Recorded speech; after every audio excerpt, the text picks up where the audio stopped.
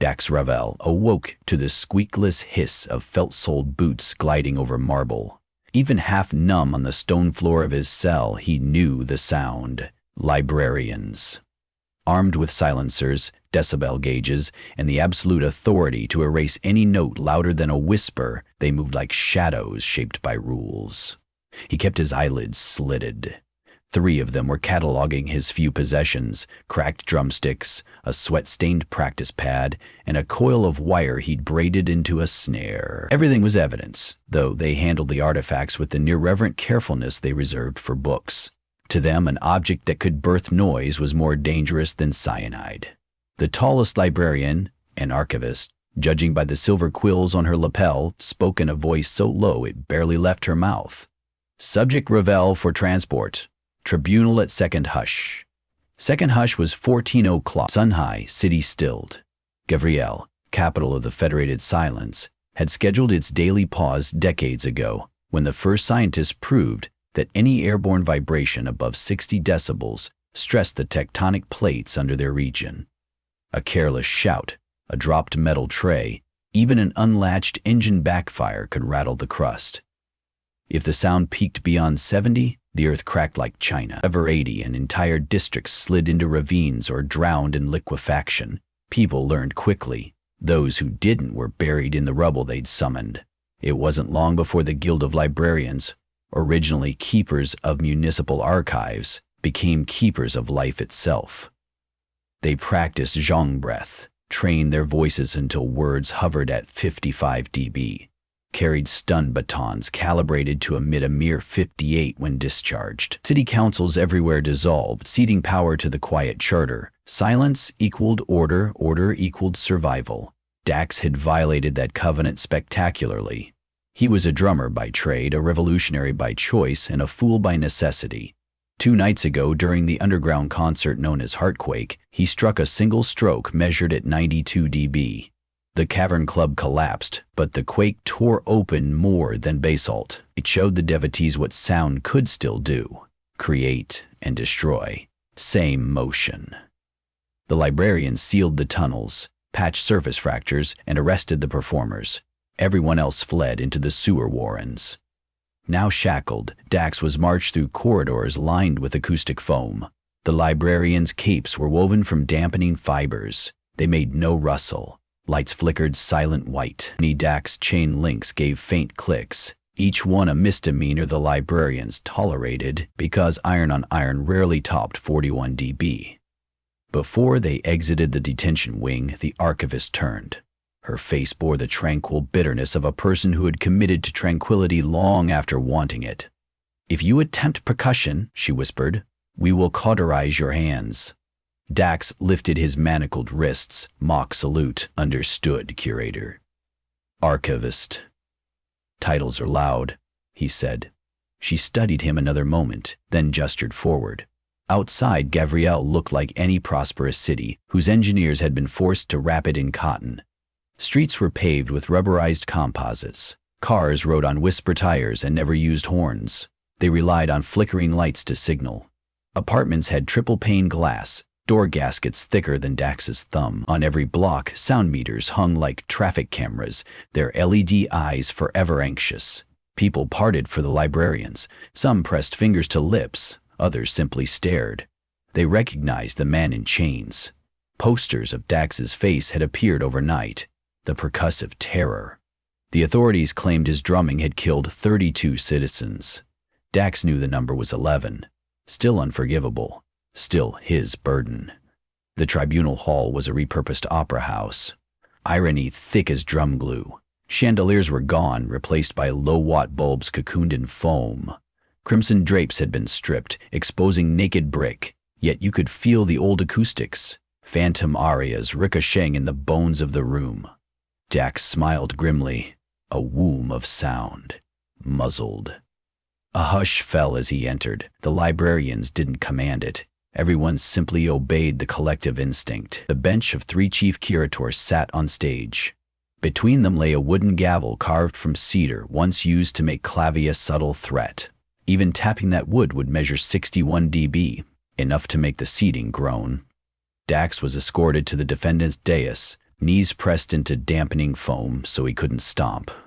The middle curator, Yarrow Finch, read the charges in the same breath-dusty murmur used for funeral oration. Dax Ravel, you are accused of sonic terrorism, negligent tectonic provocation, manslaughter, conspiracy to incite collective noise, and unlawful possession of amplification devices. How do you plead? He lifted his head. Guilty to some, innocent to one. Yarrow raised an eyebrow. Explain. I'm not negligent, Dax said. I aimed to provoke. Murmurs floated, but they never exceeded the accepted threshold. Whispers were currency. Yarrow leaned forward. Your confession simplifies procedure, though not consequence. The recommended sentence is terminal silencing, carried out at 0 hour. 0 hour referred to the moment every midnight when seismic tension reached its daily nadir, giving executioners 30 seconds to dispose of prisoners with minimal vibrational risk. Generally, they used garrots. No rope, no quake. Dax nodded. I'd like to make a final request. Yarrow's eyes narrowed. Final meals are forbidden lest chewing create rumbles. Not a meal. The drummer inhaled, made sure his next words would be crisp, controlled. I want to perform one composition alone just before sentence. A farewell rhythm. I commit to remain under 50 dB. The gallery stiffened. A single performance? Madness. But the charter allowed last statements, and technically statements could be melodic if volume remained low. The curators conferred. Dax waited. He already knew their logic. Refusing would appear vindictive. Allowing it displayed confidence in their doctrine. He also suspected they'd see it as humiliation. A once-renowned percussionist reduced to tickling skin at library hush? Yarrow faced him again. Granted, with conditions. You'll perform in a fully baffled chamber under meter watch. Should you breach 50 decibels, your execution proceeds immediately. Agreed? Agreed. The librarians filed the verdict. People exhaled. The soft collective sigh resembled cloth sliding off shelves. In 3 days, Dax Ravel would die. But 3 days were plenty. Dax's new cell was deeper in the archives. A cube of padded walls and floors, no furniture, one camera feeding live numbers from a ceiling-hung dB meter. A librarian posted outside read basho haiku to stay awake, vowels drifting in like petals, never louder than the rustle of turning pages. At dawn, Dax requested parchment and charcoal. The guard fetched them. The drummer drew circles, lines, polyrhythms, but what he plotted wasn't music notation, it was structural math. He'd spent the years before Heartquake apprenticed to auditory engineers, those rare acousticians allowed to study old disasters so the charter could guard against repeats. Dax knew how sound propagated through media, how frequencies nested, how harmonic tremors interacted with lithospheric faults. He also knew secrets squirreled beneath the quiet charter's propaganda. The threshold of 60 dB was real, but only in certain frequency bands. Low-frequency waves below 30 Hz could rock strata with amplitudes measured by quiet seismographs.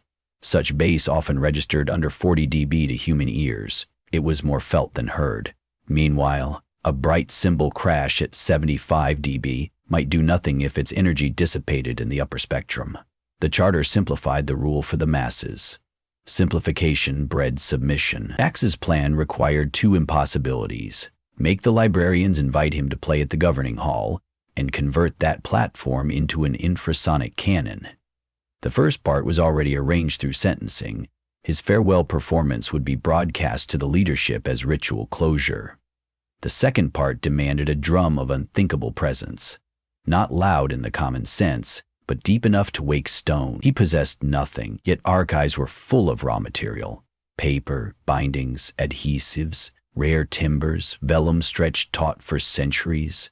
Books themselves were drums, cavities that resonated when slapped shut.